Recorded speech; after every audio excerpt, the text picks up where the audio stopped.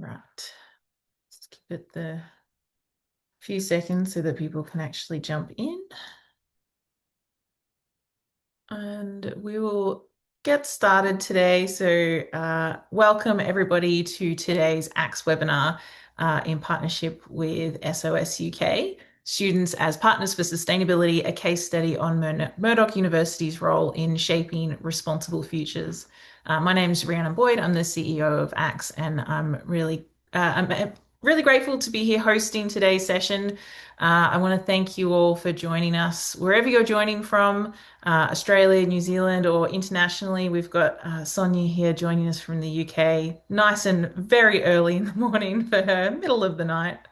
So we're really appreciative to have her in the session today. Before we begin, I would like to acknowledge the traditional custodians of the lands in which we all respectively join from. I'm on the unceded lands of the Wurundjeri people of the Kulin Nation and pay my respects to elders past and present. At ACTS, we do recognise that sustainability can't be separated from justice and equity and responsibility to listen and learn from Indigenous leadership and ways of knowing. So we always like to start off with an acknowledgement. Joining on the panel today, as I mentioned already, we have Sonya Perez, who's the Senior Project Manager for Education at SOS UK. Sonya works closely with institutions participating in the Responsible Futures program and has extensive experience supporting universities to embed sustainability through collaborative and student-centered approaches. We also have Anisha Fernandes de Rocha, Sustainability Officer at Murdoch University, who's been closely involved with Murdoch's Responsible Futures journey and the broader sustainability engagement initiatives there. And joining, we also have Siobhan McCarthy, who's the Sustainability Lead for Strategy and Performance at Murdoch, who has played a role in embedding sustainability strategically across the institution. So today's webinar is going to focus on the Responsible Futures program, which is a whole of institution approach that supports meaningful partnerships between students and staff to embed sustainability across learning, teaching, operations, and student experience. So we'll hear first from Sonya, who's going to provide an overview of the Responsible Futures framework and the key benefits of the program. And then we'll hear from both Anisha and Siobhan sharing practical insights from Murdoch's implementation journey, their lessons learned, and advice for institutions considering the program. We will have time for questions at the end, so if you do have any questions, please feel free to pop them into the Q&A, and we'll also keep an eye on the chat as we go. We're really excited to see interest in this session. We know that student partnerships and student voice continue to be a really important part of meaningful sustainability transformation across the sector. So hopefully today's conversation will provide you with some practical ideas and strategic insights for institutions at different stages of their journey. Before I hand over to Sonya, just a few notes. We are recording the session and it will be available after the fact, both through our member portal and any of the people that registered. We will also like to, as I said, encourage you to pop questions into the Q&A and we'll get to them as we can. You can enable closed captions on Zoom if you would like to, and we will wrap this one up within an hour. So that will be 12 p.m. Eastern Standard Time, but I am not going to do all of the different time zone conversions. So let's jump into it. I will hand over to Sonya to tell us about this program. Thanks, Ree, and thank you so much for having me. And thanks as well to Anisha and Siobhan for joining to talk about Murdoch's experience. What I'll do is I'll set the scene, provide some context for the really interesting case study that Anisha and Siobhan are going to share. A bit of an introduction. I am from Students Organising for Sustainability, or SOS UK. So we are an education charity. We're based in the UK, but we work globally. And our mission is to ultimately transform education for the climate crisis, for climate justice. And we do this through a range of programs, campaigns. We do advocacy work, and Responsible Futures is one of our flagship education programs. You might also be familiar with Green Impact. Green Impact started with SOS UK, and we work really closely with ACTS to deliver it in Australia. I should also note that Responsible Futures internationally is we have a delivery partner. That's the International Association of Universities. So they are a membership body for universities, and actually, Professor Andrew Deeks, who's the Vice Chancellor at Murdoch University, is a board member at the International Association of Universities. So there's that link there. So the IAU have a really key part of their strategy focusing on sustainable development. And they work with us on Responsible Futures as a way to provide their members with an opportunity to put strategy into action. So, any kind of strategy that exists for sustainability, actually operationalizing that and doing that in partnership with students. So, they do lots of brilliant work. So, I would recommend checking them out if you don't know about them. So, what I'd like to do really briefly, because I want to make sure that Anisha and Siobhan have all the time to speak because it's a really interesting case study that they're going to share. But I will talk about why this work is important. Then I'll introduce Responsible Futures and then hand over to them. So just to set the scene a bit, I want to talk briefly about why we actually need to work with students as change agents. Like, why is it so important that when we consider doing sustainability work, we need to make sure that we're doing it in partnership with our students? So students are leaders, they will be future leaders, they're members of civic society, and they're part of developing culture and values. And when they graduate, they'll be shaping the world and the systems that they're a part of. Just to put this into a bit of perspective, there are over 222 million students enrolled in tertiary education. So that's anything post-secondary globally. And if we just took a step back and imagined if every single one of those students felt equipped to be a change agent for sustainability, that's like a whole load of people power. I know in the UK there's around 6 million students. I'd be really keen to know how many university and college students there are in Australia or even other countries in Australasia, because it's a lot, and it's really interesting and empowering to think about all of them coming together and having the skills to do this work. Just a couple examples. Fridays for Future is a youth-led and youth-organized movement that began in August 2018 after 15-year-old Greta Thunberg and other activists sat in front of the Swedish parliament every school day for 3 weeks to protest against the lack of action on the climate crisis. Their movement was so well organized and so motivating that young people from over 204 countries took part. Another example is People and Planet. So it's in the UK. They're a youth-led organization that have been absolutely instrumental in ensuring that over 116 universities have committed to divesting from the fossil fuel industry. And then lastly, it also happens on a sort of individual scale. Vanessa Nakate is a Ugandan activist. She started a solitary strike outside Parliament of Uganda against inaction on the climate crisis. And through her work, she's also been able to start the Rise Up movement to empower women and girls in Africa, highlighting that need as well for an intersectional approach to our climate action. So I just wanted to start with that because I think sometimes it's so we can get really bogged down with like the logistics of working with students and what it actually looks like on the ground. But it is just these examples are just so motivating and so inspiring. Like, this is what we could have, and what we should have when we work with students and young people. A bit more context. At SOS, we survey students in the UK every year. We've been doing this for 15 years, and we actually have a couple international surveys. We don't have anything Australia specific, but that's definitely something we're interested in doing. So do get in touch if that's of interest. Rhea would be keen to know if ACT does any work around this. But so we survey students, we ask them, what do you want to learn? Why? How do you want to learn it? And consistently over the past 15 years, students tell us that not only do they want to learn about sustainability, but they actually feel that their place of learning, their university, their college, should be where they're able to access this kind of knowledge and understanding. And I just think that's incredibly important because it means that when we deliver programs like Responsible Futures, or even just when we work in general with our students, we're not just doing it because we think we should be doing it, but it's actually in response to student demand. And just to kind of expand a bit, when we ask students what you want to learn for sustainability, what kinds of skills you want to develop, and when we're hearing from students that this is important to them, these are the kinds of things that are important to students. So the ability to look at global problems from the perspective of people around the world, be able to consider ethical issues that might be linked to their subject or their discipline, understanding the causes of inequality in the world, how to even create change in the first place, how we can challenge the way we do things now, like business and government and education. So these are just a range of different skills that students feel are really important. And I think what's really important is that when we work with students as partners meaningfully in progressing sustainability in our institutions, we're helping students to hone and develop these skills in a number of different ways. We're moving away from students just learning about things to students doing things. So, how can students be genuine partners for sustainability? I will introduce responsible futures and then I will hand over to Anisha and Siobhan. So, what is Responsible Futures? So, it's a program where we partner students with their institution to work together to ultimately incorporate sustainability into the whole student experience. And what that means is everything that a student's learning in the formal curriculum, informally, but also in the culture and the values of the institution.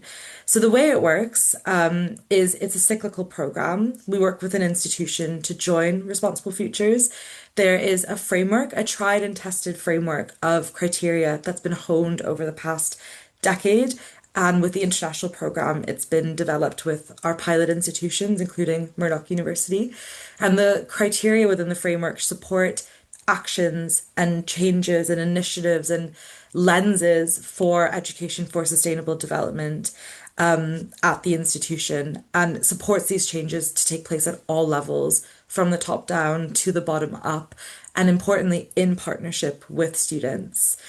Part of the program is also providing support to help you to actually deliver on the framework. So SOS provides institutional support, tailored, bespoke support depending on what you need and what you want. But there's also a really active and collaborative network of over 30 institutions, 20 in the UK and over 10 around the world, who meet regularly, connect with one another, exchange knowledge, discuss challenges and vent about challenges, but also share successes. And that's a really interesting, exciting place to develop learning and develop relationships to be able to take action on the framework. All of this is working towards a student-led audit, which Anisha and Siobhan are going to speak about. But it's an audit where we essentially train students to assess your progress on embedding sustainability in learning and on the Responsible Futures framework. It's a really interesting space for students to play a leadership role in what the university is doing, to provide their feedback and their honest recommendations in a constructive, facilitated way, and for students to feel and to be genuine partners in this work. Responsible Futures audits also determine accreditation, which I'm really, really proud and pleased to share that Murdoch has achieved Responsible Futures accreditation from their first ever audit that took place at the end of last year. And the accreditation signals not just that the university is committed to doing this work, but that they're doing this work in partnership with their students. And I think that is really unique and really important and something that students have said they care about a lot when they look for institutions that they're choosing to study at. And I should note that the program is quite cyclical, so it's not about ticking boxes. It's not about doing the audit once and then, just completing everything. But it's this idea of reflection, monitoring your progress, really understanding how you're progressing in this work, and using an audit which takes place every 2 years as a really helpful touch point for that. So just some outcomes to date. We have seen over the past 12 years now of Responsible Futures, a whole range of incredibly positive outcomes for students, for the whole institution approach, for staff as well. A lot of staff and academics saying it serves as really interesting training and CPD for them. So some of the things we've seen are, firstly, improved whole institution approaches for sustainability in learning. And what that means is bringing together more stakeholders to work together, to feed into this work, to ensure that there's shared capacity for this work, especially in time of low resource and low capacity. And really importantly, that there's continuity of this work. So if someone leaves their role or if students leave their roles, there's continuity, there's a legacy of the work. And also that the work that we're doing to embed sustainability in learning is representative of the needs and priorities of everyone within the university community. We've also seen increased student leadership for sustainability. So through Responsible Futures, through working on the framework, but also through the student-led audit, students are developing leadership skills, but they're also having a say in their education, making sure it's fit for purpose and that their education actually reflects the world that they will be graduating into, the world that they are aware of and know what they need to know. We see more connectivity and collaboration between institutions for sustainability. So within the international program, the UK cohort, and also just mixed, a lot of institutions and student groups coming together, exchanging knowledge, applying for funding for projects to work on together.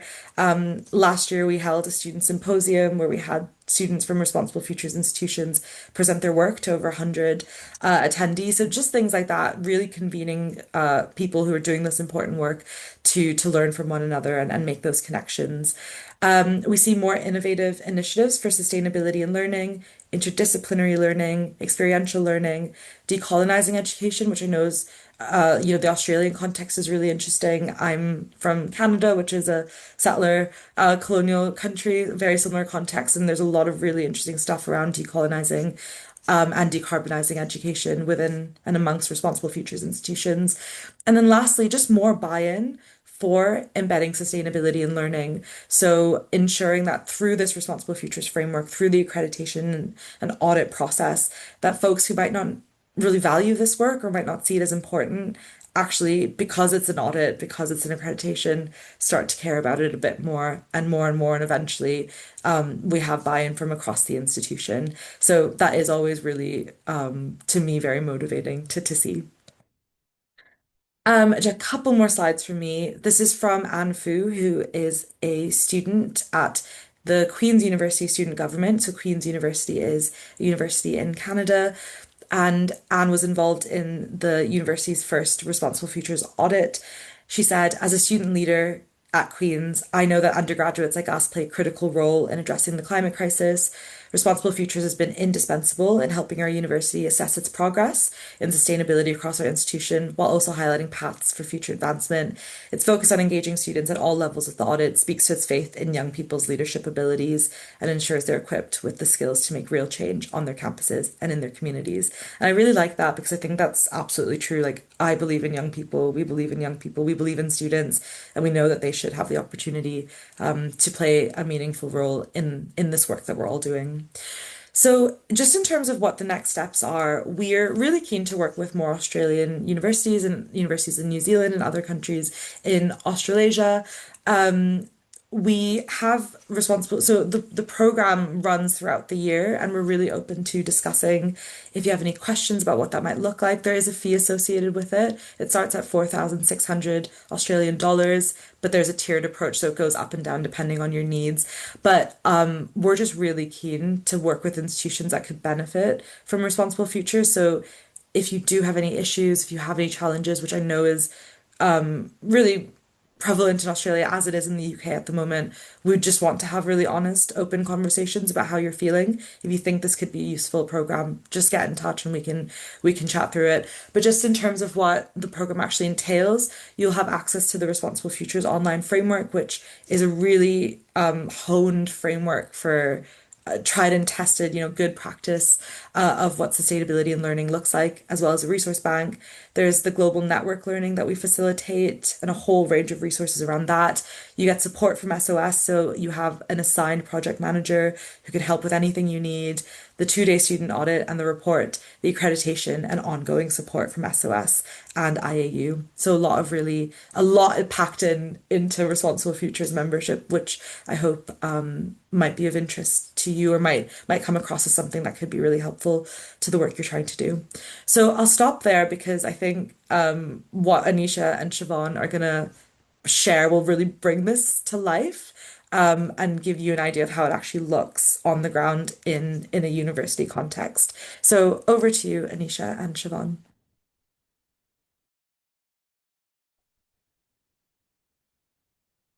Thank you. Sonia, I'm just getting my slides up and running.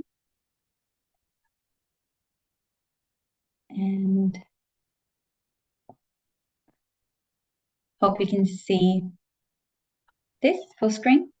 Yeah, it's perfect. Great. Yeah, hello. Good morning from Perth, Western Australia. And speaking, my name is Anisha. I'm Sustainability Engagement Coordinator here at the university, and I was the key lead for the Responsible Futures program since 2024 when I started my role. And I'll be sharing a little bit about our experience with you today, and my colleague Siobhan will also jump in and share her insights. So first of all, I just wanted to start by acknowledging that I'm speaking to you today from the lands of the Whadjuk Noongar people, Whadjuk people of the Noongar Nation, and Murdoch University is privileged to have our campus here in South Street in the lands of the Whadjuk Noongar people.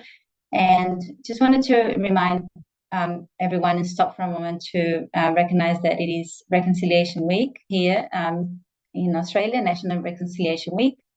And these dates are every year on the same dates, from the 27th of May to the 3rd of June. And these dates are set because they commemorate two significant milestones in Australian history in Aboriginal reconciliation journey, and they are the successful 1967 referendum, in which 90% of the population voted yes to count Aboriginal and Torres Strait Islander peoples in the census, and essentially recognize them as people and with rights, which is now in 2026 something that is, incredible to consider that they weren't, and how far we've come, but how much more work there is to do. And the second date is the High Court Mabel decision, where Eddie Koiki Mabel successfully overturned the legal fiction of terra nullius, which was this concept to say that Australia was empty land before colonization. And just give a quick reference to the artwork for Reconciliation Week this year, called Gargle, which translates to ocean by renowned, I'm probably going to mispronounce this, but I'll give it a try, Gambaingir Bujalung artist, Otis Hope Carey. And the artwork uses ocean as a metaphor for people from all walks of life swirling together to be all in for reconciliation. And here at Murdoch University, we take our work in sustainability very aligned and informed by First Nations knowledge, and we try to bring our work as closely as possible and work alongside. We're privileged to have a strong First Nation representation at our university and leadership for it. So I just wanted to acknowledge our colleagues, our First Nations colleagues as well. So just a little bit of a timeline of how Murdoch University engaged with Responsible Futures program. So in 2023, as Sonya mentioned, we joined the international pilot. So first time Responsible Futures was being offered to institutions outside of the UK. And that came, I'll talk a little bit about that after. But yeah, this is the cyclical process that Sonya was referring to. And we are now working to implement recommendations from the report as a result of the audit, with the view to have our second audit in 2027. Why we chose to participate? So that was very much informed by the partnership that SOS-UK has with IAU, as mentioned by Sonya, and our Vice Chancellor, Professor Andrew Jiggs, is the president of that at this point in time. There was also strong support from our senior leader, Pro-Vice Chancellor Sustainability, Martin Bruckner. It aligned well with where the university was in its sustainability journey at the time, with this drive to embed sustainability into everything that we do. So it made sense for us at the time. And it was also seen as a very strong engagement tool, particularly for student engagement, which is something that I think in Australia in general, from what I have observed, is especially after COVID, has declined quite a lot, with students hesitating on taking extra leadership roles or engaging in extracurricular activities due to, cost of living and social pressures and emotional as well. So yeah, it was seen as a kind of a good engagement tool for that matter. So in 2023, when we first joined, there were some early challenges with finding where to position the program within the university in terms of the department that would lead, who would be leading, how would we go about it. So I guess reflecting on that, and I did speak to Sonya about this, it's quite normal for first year when you are engaging with the framework to have that process of, how do we progress this? So there was a bit of a slow start. And when I came on board, that became my responsibility. So that's one of the key insights, like you have to have someone leading the program. Also, we were in the middle of developing our sustainability operational sub-strategies. So there were competing priorities for our team.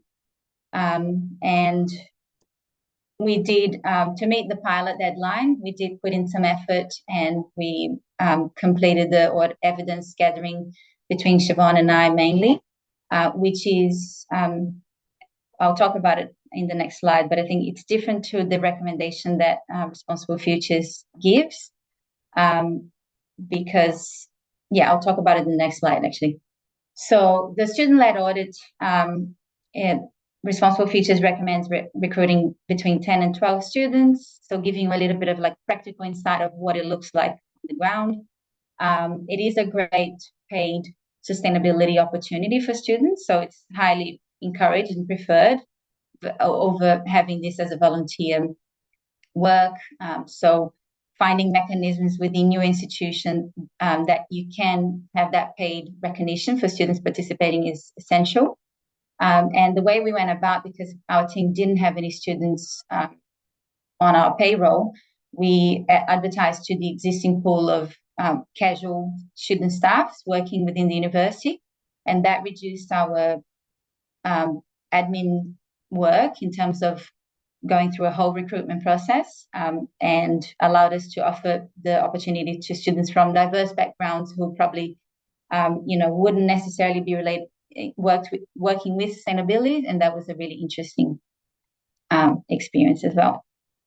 The audit is conducted over 2 full days. Another good reason to have this as a paid opportunity, because the time commitment is significant. On the first day, they go through an induction to basic sustainability literacy, sustainable development goals, and how the audit process will happen. And then the second part of that day in the afternoon, that's when they actually look at the evidence that Siobhan and I put together and submitted on this online toolkit. So they review the evidence and score and give comments. On day 2, students then receive some training on interview skills, and then determine who will interview the different interviewees that were registered to participate, and then conduct the interviews. They're face-to-face, and the evidence is then collated and scored and moderated by our key SOS-UK staff and compiled into a final report. From a student experience, it was a remarkable experience to watch. There's some quotes from some of our students in terms of how they were able to gain those analytical skills of, actually interpreting, what the evidence was saying and judging it, the depth of it, and then making comments and articulating their findings, and also gaining that insider view into this process of auditing, which is usually a closed, behind the scenes, and seeing what constitutes, evidence or not. So that was a fascinating process for them. The interviews as well, they give that personal view on the evidence that the students were looking at on day 1.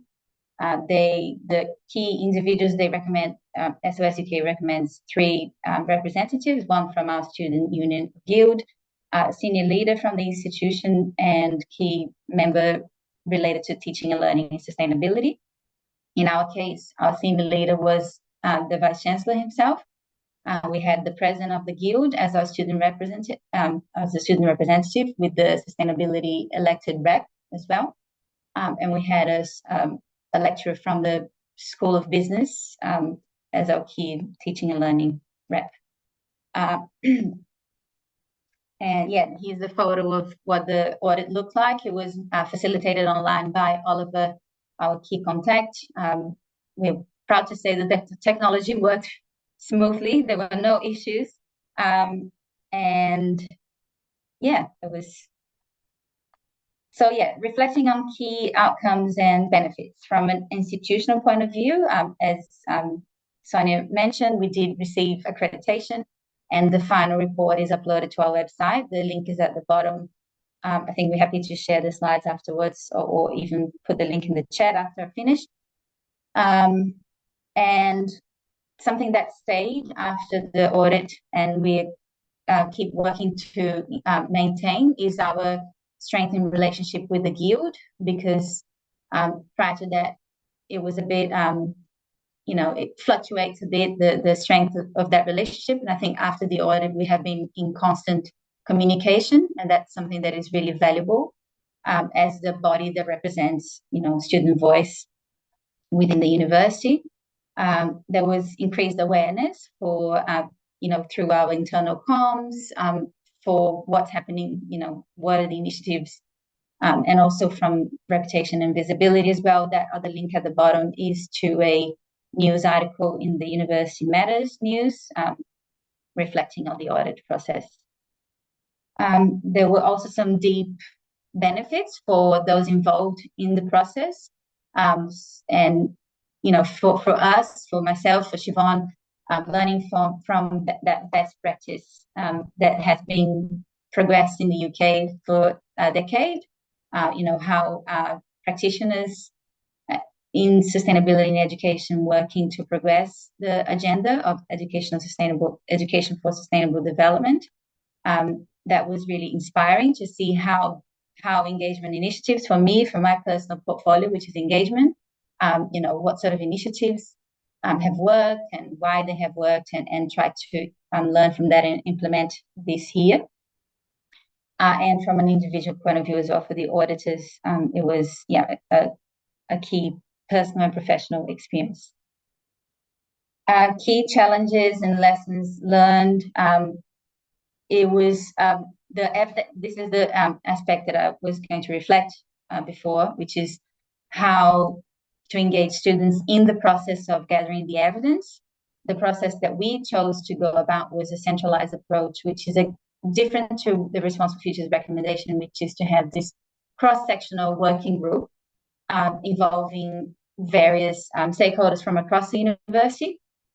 For us at that point in time, because we were already involving several staff through a sustainability committee and establishing a collective, we felt like that would be reaching the same champions, for different reasons. It didn't make sense to set a separate working group.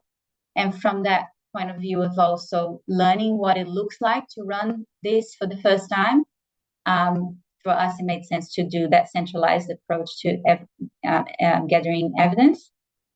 And I think, I would like in the future to progress these recommendations made by the report in a way that involves more academic staff and student representatives in the evidence gathering, not just in the audit.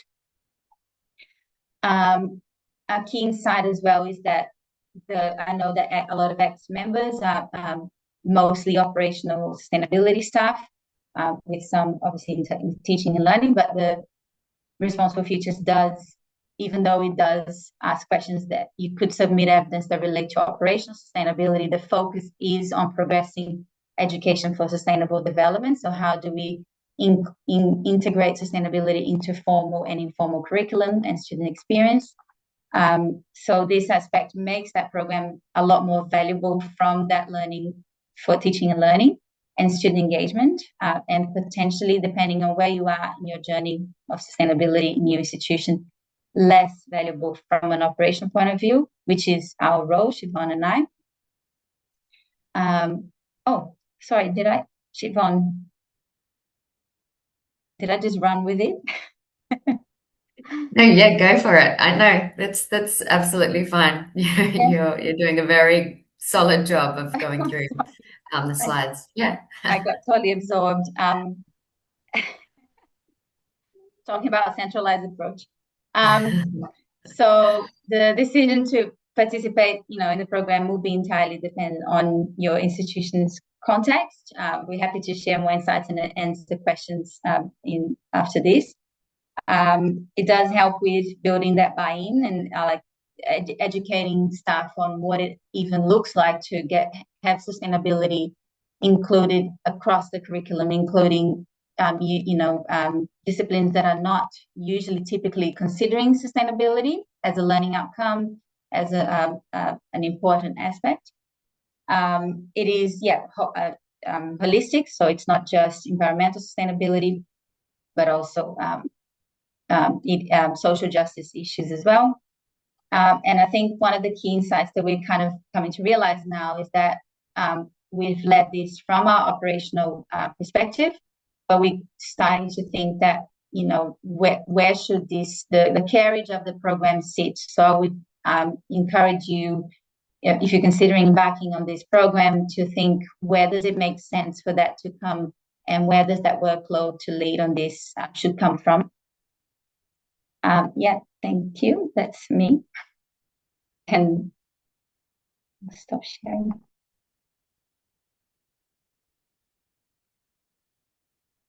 Any questions? I think, are we opening for questions now?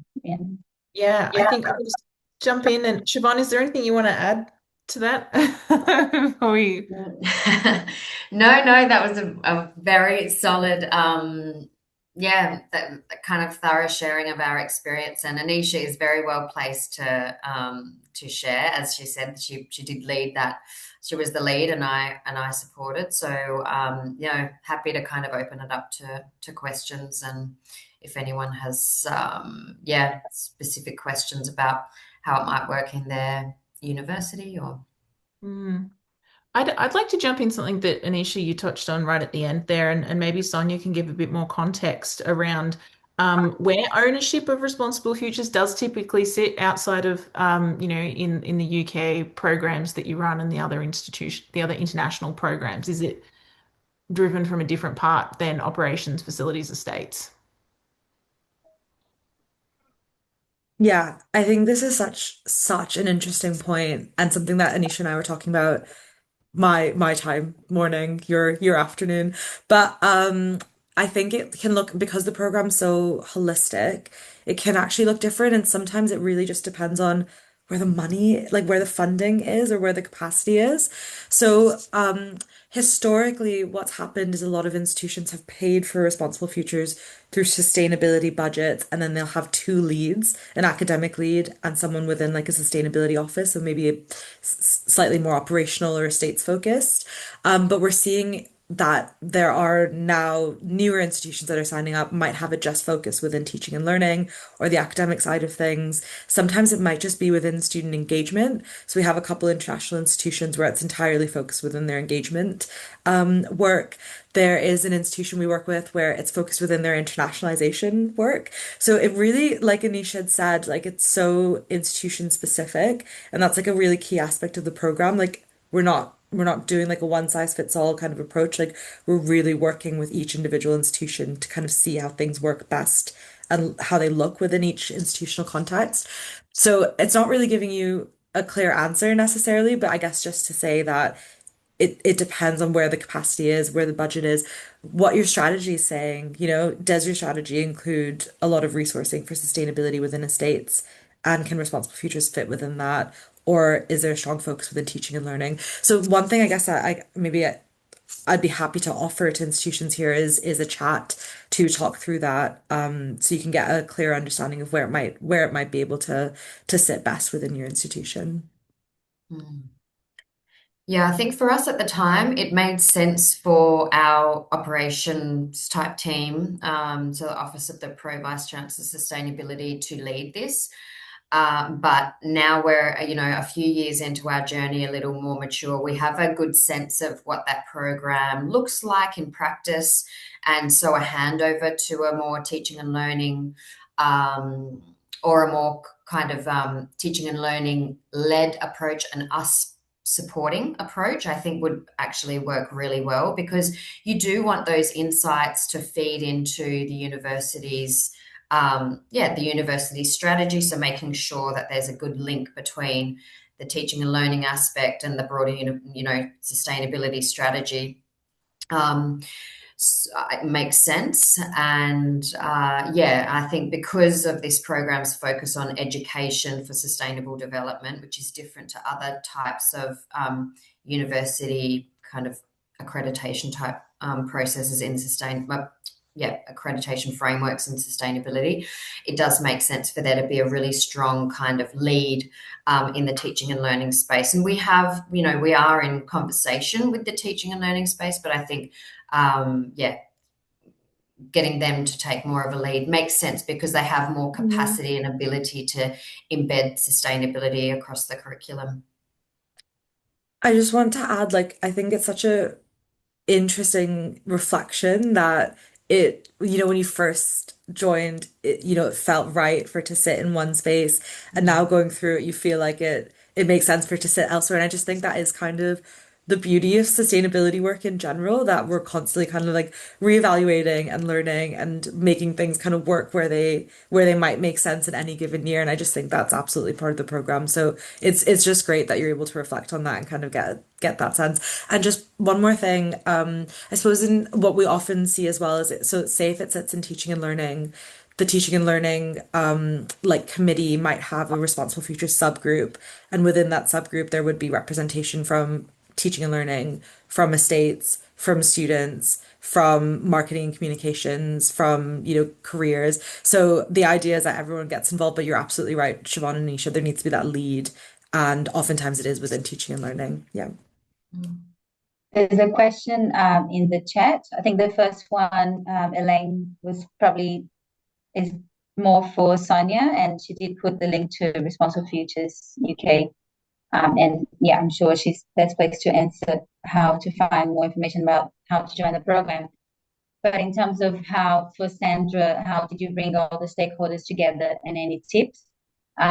So I think, are you asking specifically about how we brought the stakeholders together for the audit, or how did we bring the evidence together? And it's probably an interesting information to share, like the evidence gathering. We had a bit of a identification of where evidence was likely to be found. There was a bit of a process of scavenging our intranet and the website, so it was actually a good exercise in mapping what's already happening across the university, because sometimes we don't necessarily have visibility of various initiatives.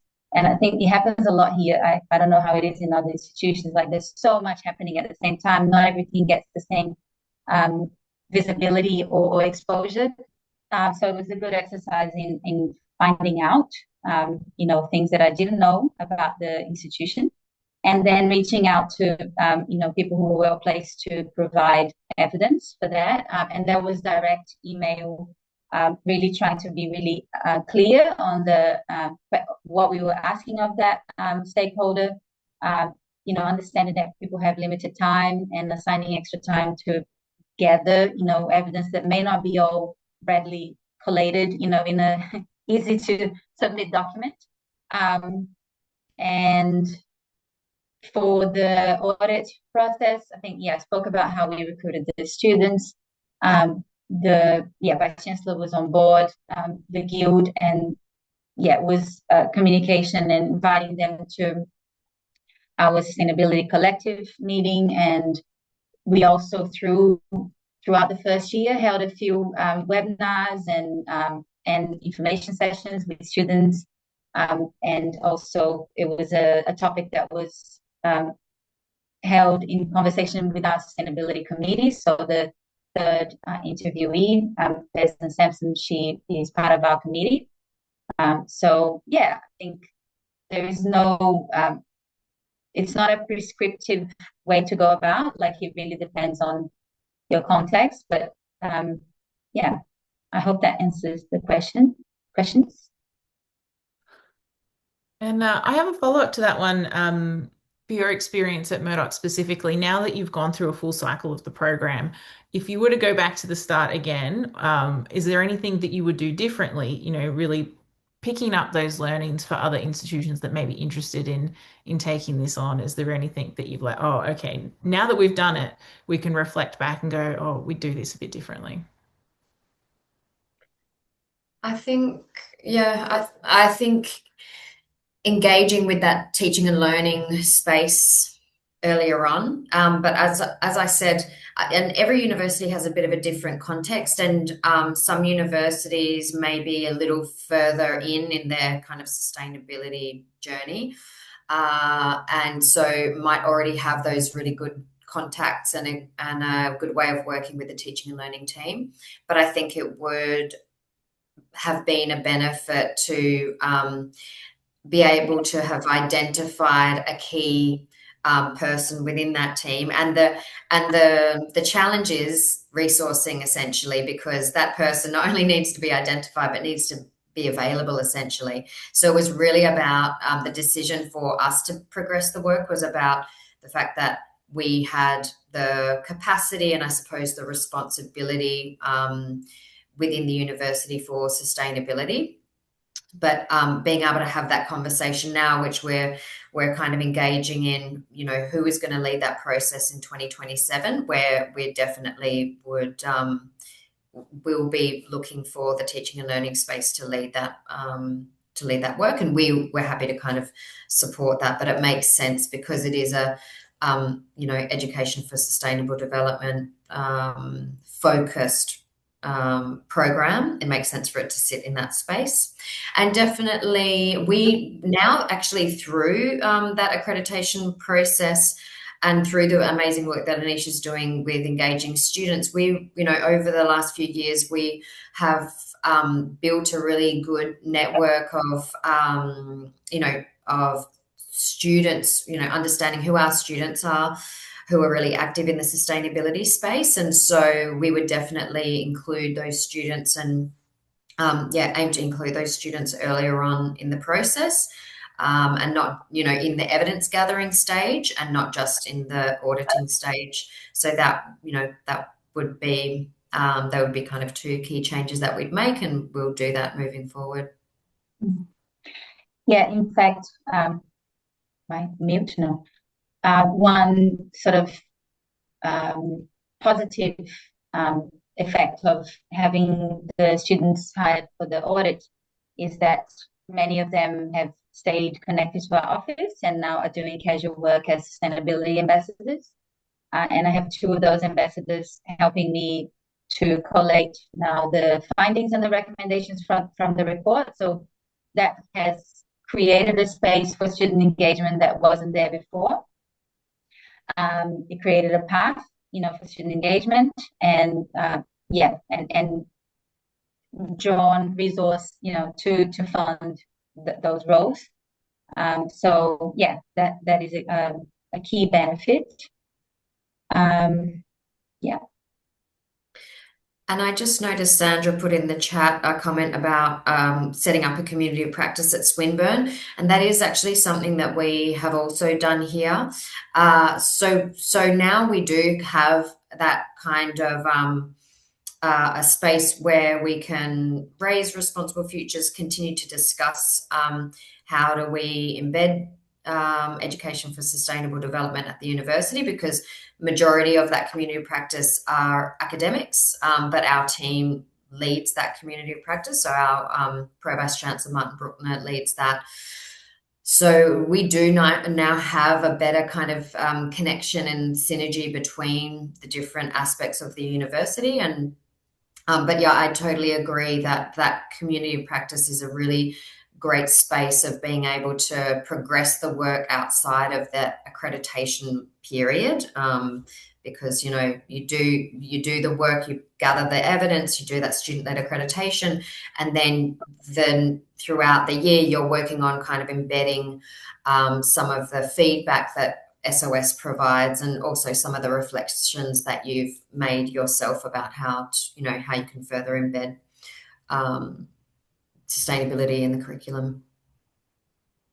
such an important thing. I mean, the amount of silos that we have within individual institutions is phenomenal. So having that platform to be able to connect and share is really important. So great to hear that it's happening across a number of institutions. Um, we're getting close to the end of the session. So I actually want to pick up something that it came out of a community of practice discussion that we had last year, actually. So Responsible Futures has been around for quite some time now. I think you referenced 12 years, Sonia, in your intro there. Um, and a lot of people do get a bit confused around given a great overview of the program. But are there any other misconceptions that you can, or things that you can debunk with us today around sort of what the program is, or things that you'd like to highlight before we wrap up? Yeah, sure.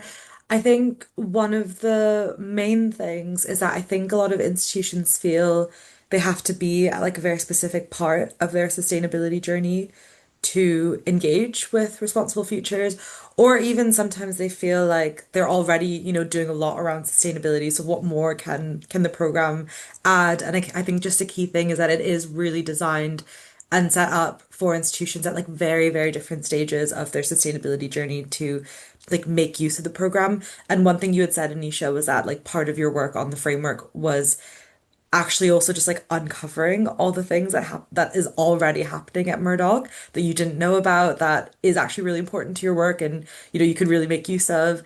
And I think that is a key aspect of the program as well as doing new things and taking on new initiatives. So in the cohort, we often have universities that have just started on their sustainability journey, don't have a lot of resource, are just trying to figure out what they're doing, and they use the program to really offer that guidance and that framework. But then we also have a lot of institutions who join that have been doing like have huge sustainability teams. We have a university in the UK who has like I think like 15 people within their sustainability team. And so then they use the framework to really join the dots and break down those silos. And then Murdoch was really interesting because I think you joined at the time where it was in your strategy and you were beginning the work to operationalize. You had a lot of buy-in.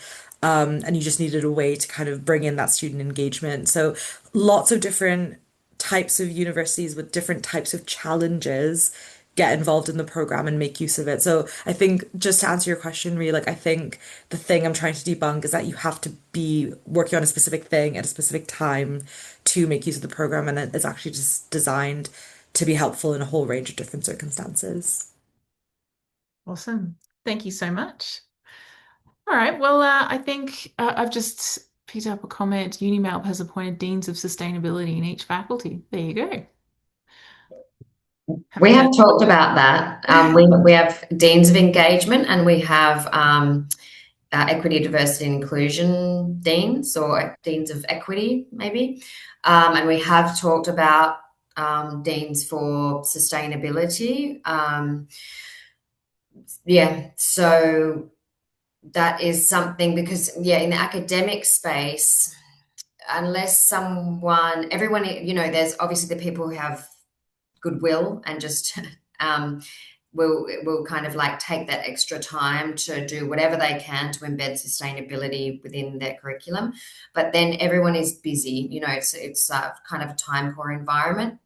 So I think kind of formalizing and, who are the people who have a little bit of time within their job description, essentially, and responsibility, to actually make sure that this is, operationalized, for want of a less, annoying word. I think that that's a fantastic initiative. So, and it's something that we have discussed here, but we haven't progressed. So, yeah, good on Uni of Melbourne for doing that. Definitely. And yeah, Yeah, final we comment. Oh, sorry, go, Oh, Sonia. so I was just gonna say, we actually work with an institution that are trying to set up ESD, like Education for Sustainable Development leads in each faculty, and they'll have like one faculty member and one student. So I think that's a really interesting thing as well to like kind of like pair that like leadership role between a staff member and a student. And some institutions also have like a sustainability like ambassador cohort of staff and students that represent different faculties. So yeah, I think it's a great approach, and it kind of like feeds into that idea of a community of practice. And then Sandra, just your point on leadership buy-in, that is definitely challenging. And I think sometimes things like an accreditation and an audit process actually helps quite a bit with buy-in because it can almost make sustainability and the work we're doing feel less like personal because we all care about it so much. We're like asking senior leaders, we're asking for this, we're asking for that. But sometimes when we can just say, oh no, we have to do this because the Responsible Futures framework is asking for it, or we have to do this because we're preparing for our audit, it can actually help a lot with buy-in because it just like depersonalizes it and makes it a sort of third party thing. But yeah, I totally empathize with that. Yeah, it's a common theme that comes across pretty much every ACS session that we have. You know, anytime that you can get your senior leadership supporting sustainability is going to remove a lot of barriers and hurdles for you. And we see that with institutions that are really prioritizing that. It's a top-down approach, top-down, bottom-up. You need both, and they are incredibly important. So I Yeah. think on that, we might begin to wrap up the session and let poor Sonya go to bed.